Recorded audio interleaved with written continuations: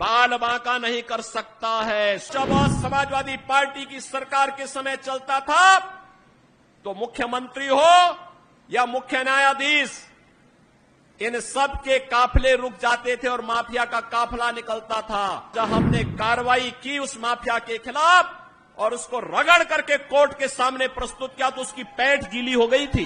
निर्दोष लोगों को मारोगे तो मिट्टी भी नहीं मिल पाएगी। जिनकी गर्मी हम शांत कर चुके हैं उनको गर्म मत होने दीजिए। अब अभी जम्मू कश्मीर से आ रहा हूं और केवल यहां की सभा के लिए आया हूं, अन्यथा मेरे और भी कार्यक्रम थे।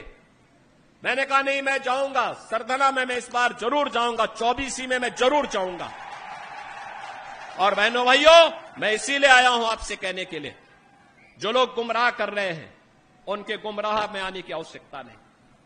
ये लोग कभी नहीं आएंगे। फिर जाति के सौदागर उपयोग करेंगे, बाद में सौदेबाजी करके गायब हो जाएंगे।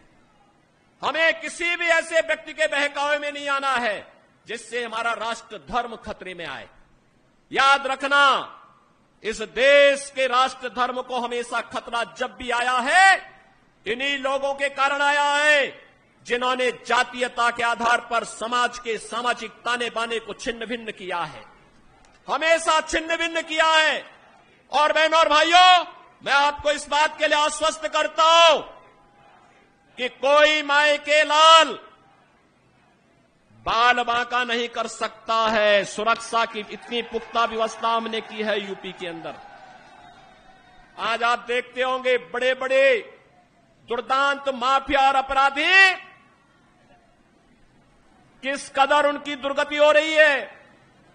आप देख रहे होंगे, जिनके नाम से ही लोग कर्फ्यू जैसा माहौल होता था, आज उनकी दुर्गति क्या है हर व्यक्ति देख रहा है। इन माफिया और अपराधियों की स्थिति क्या है आप रोज सोशल मीडिया के प्लेटफॉर्म को उठा करके देखते होंगे। एक दुर्दांत माफिया ऐसा भी था।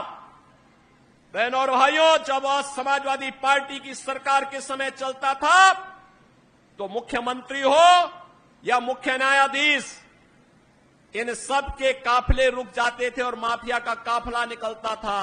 और जब हमने कार्रवाई की उस माफिया के खिलाफ और उसको रगड़ करके कोर्ट के सामने प्रस्तुत किया तो उसकी पैंट गीली हो गई थी, उसकी पैंट गीली हो गई थी। और तब हमने कहा था, उस समय उसको हमने कहा था, कानून को रौंदने वाले, आज कानून कितना बड़ा होता है यह एहसास हो रहा है कि नहीं हो रहा है। और निर्दोष लोगों को मारोगे तो मिट्टी भी नहीं मिल पाएगी।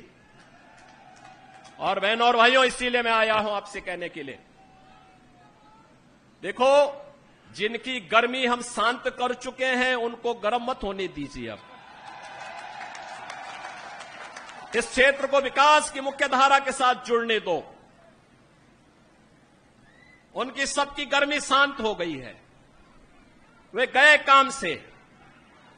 और इसीलिए मैं आप सबसे अपील करने के लिए आया हूं कि पूरे देश की एक आवाज है, पूरा देश एक ही स्वर में बोल रहा है। और वह बोल रहा है कि फिर एक बार मोदी सरकार, फिर एक बार, थोड़ा जोर से बोलिए, यहां की आवाज दिल्ली तक पहुंचाइए, फिर एक बार मोदी सरकार। यह मोदी सरकार की जो गूंज पूरे देश के अंदर है, इस पूरी गूंज को घर घर पहुंचाना है।